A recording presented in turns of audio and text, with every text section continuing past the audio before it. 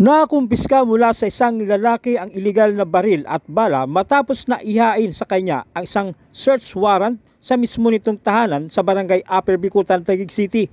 Kinilala ni Police Major Roberto Magusib, hepe ng Substation 7, ang suspek na si alias Mamil, 43 anyos at residente ng nasabing lugar.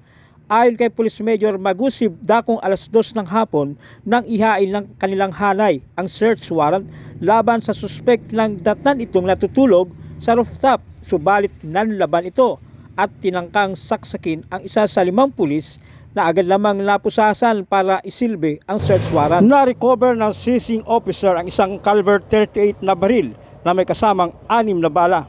May Bonifacio, Maharlika Road. Diretso yung pinaka-arko. Ito yung bahay niya. Katabi lang, dito sa gawing kanan. Up and down yun. Ginagawa yung taas, di ba? So, possible na tumalon to doon. Kaya dapat yung buong paligid ng bahay, palibutan natin. Ha? Bukod dito sa papasok sa loob.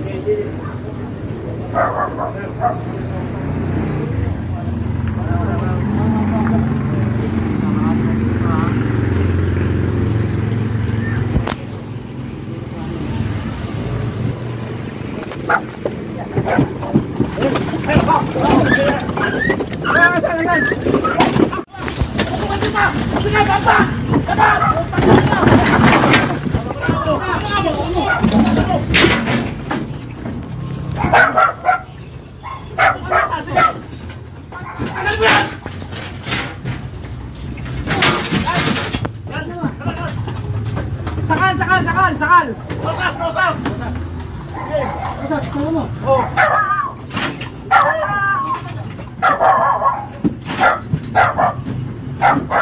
Sakalin mo, sakalin! Para maganda! Kamay! Baka ba? Laganan! Ayun mo, oh! Dito pa naman kamay. Tinalagan ko. Tama na konti.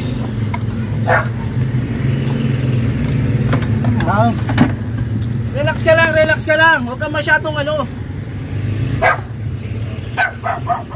Ibigay mo yung kamay mo. Hindi mo, butang mo. Bigay mo. Iipit mo to. Isang kamay. Posas. Ibigay ha. Baka mong ulo. Hawakan mo, mabibig yan. Higpet mo sa higpet. Tama! Lumakas! Radyo. Tama! Takbo! Sige. No. Sige lang. Relax na. Kasi yung papel.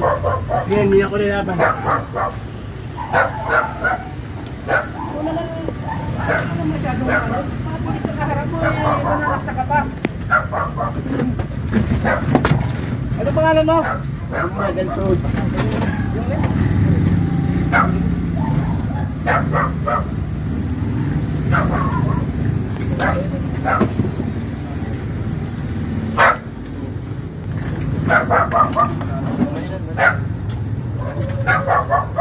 Sige pa, asan na si Kagawad? Before we start the search. Nabasa.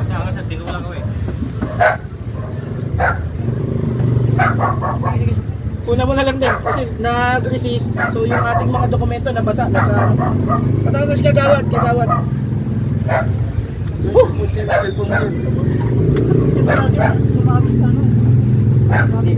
Tinawagan ni sir. Tika ko dun. Tinawagan ni siyo eh. Nandito ko sa akin eh. Nawagan ako dito. Wala, nakaposas. Kagawad? Opo, Kagawad pa. Andito na si Kagawad. Kagawad. Pag-asa, sumahanap yung chinelas ko. Ito. I-resist pa kasi. Masusugatan yun. Dapa ka lang. Masusugatan. Ano? Masusugatan siya dito. Yung firearm. Okay. Isugat ka. Baka magsasearch tayo na magsasearch tayo na Hindi basahan mo na natin. nakaano. May tama? Hindi nakaano, umano sa tela yung kutsilyo.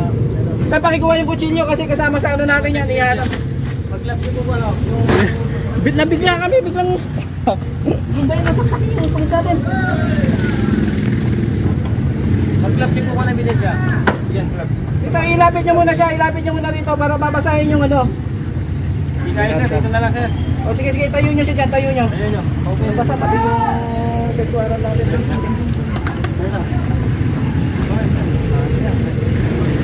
Yung ano nyo ha? Office of Executive Fiat, People of the Philippines versus Emilasan, Muksani, Makalanda, Akamami. Kulang kasi baka tumalon niya, no? Warrant to search with the law enforcement authorities meetings pertaining to the satisfaction of the undersigned and to something under oath. You are hereby commanded to make an immediate search any time in the day or night, including Saturdays, Sundays, holidays, and weekends. On the premises above described, the will cease and take possession of the following personal property to which caliber 38 firearm pistol with 6 live ammunition. Dito. Okay, kunin mo sa phone natin yan. Check mo, check mo, pakit mo.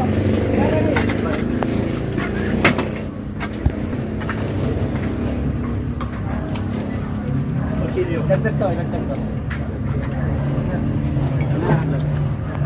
Isama natin yung kutsilyo. Katakuha ng ano, ebidensya, picture. Sir, kamay. Loaded. Loaded. Yan ang bala niya. Yan, na-serve na namin. Kaya nagkaroon ng konting commotion, yung gaya nasaksak yung pulis natin. Kaya Yung isa pang nakuhang ebidensya. Ginamit ng suspect para manlaban. hindi naman nadali yung pulis natin. Kung makamanod sa korte. Kasi yung ano ng suspect, sir, kasi nasa katat yung Butchers. kutsilyo eh. Nagkakambu-pambuno kami rito, sir. Ito, wasak-wasak tong ano niya. School niya dito. Kumuha ng sarili mong bugado. Sa gobyerno lang magbibigay sa inyo ng libre. Ikaw ay may karapatang mamili ng nasa ilalim ng medical, aspetong medical ng iyong bill. At kung wala kang kakayanan na kumuha ng medical sa aspetong medical, ang gobyerno ang puprovide sa iyo. Naintindihan mo ba ang lahat ng iyong mga karapatan? Mr. Amilasan. Opo. Agad namang dinala ang suspek sa nasabing istasyon at kasalukuyang naharap sa kasong paglabag sa Republic Act 10591 o Comprehensive Firearms and Ammunition Regulation Act at paglabag sa batas pambansa bilang 6 o illegal possession of bladed weapon.